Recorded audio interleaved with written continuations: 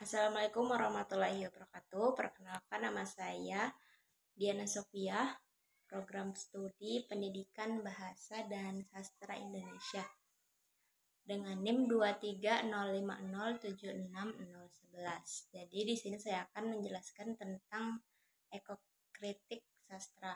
Ekokritik adalah kajian yang menganalisis sastra dari sudut pandang lingkungan.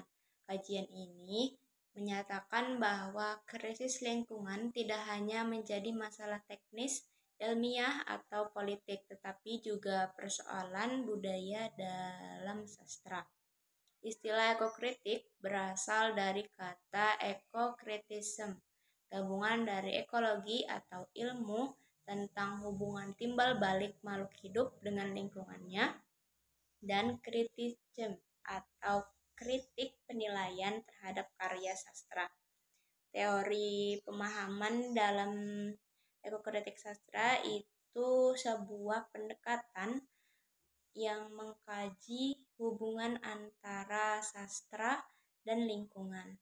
Teori ekokritik ini berusaha untuk memahami bagaimana teks sastra mempresentasikan, merespon, dan mempengaruhi lingkungan alam, serta bagaimana kita sebagai pembaca berinteraksi dengan alam melalui teks-teks tersebut. Nah, pemahaman dalam ekokritik sastra ada beberapa aspek penting yang mencakup pemahaman dalam ekokritik sastra. Yang pertama, representasi alam. Yang kedua, interaksi antar manusia dan alam. Yang ketiga, ada etika lingkungan. Yang keempat, dampak lingkungan. Dan yang kelima, pengalaman estetika. Selanjutnya itu cara kerja dari teori kritik sastra, teori ekokritik, yaitu sebuah pendekatan multidisiplin yang mengintegrasikan teori sastra dan teori ekologi untuk memahami hubungan antara sastra dan lingkungan alamnya. Berikut adalah cara kerja dari teori ekokritik sastra. Yang pertama, ada refleksi lingkungan di dalam ekokritik. Nah, di dalamnya sastra itu dipandang sebagai cerminan dari lingkungan alam sekitar, baik itu lingkungan yang nyata ataupun lingkungan imajinasi.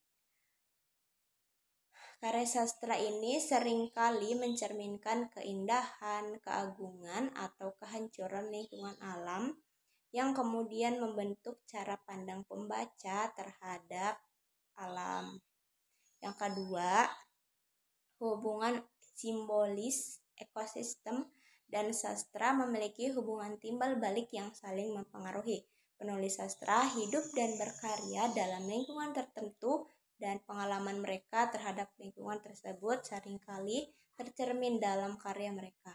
Yang ketiga yaitu penggunaan teori sastra dan ekologi, teori ekokritik menggabungkan analisis sastra dengan teori ekologi untuk mengkaji bagaimana hubungan antara manusia dan lingkungan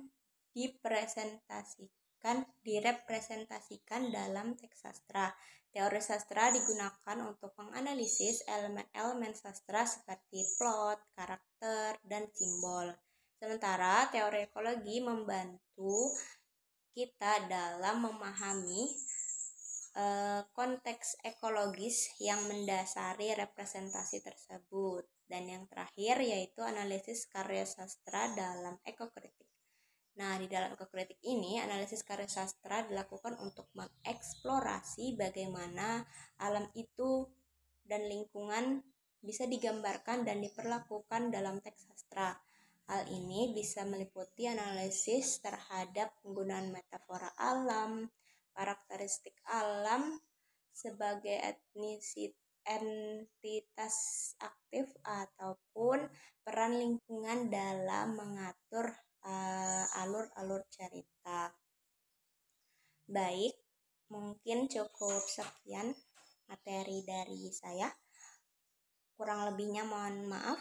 Wassalamualaikum warahmatullahi wabarakatuh.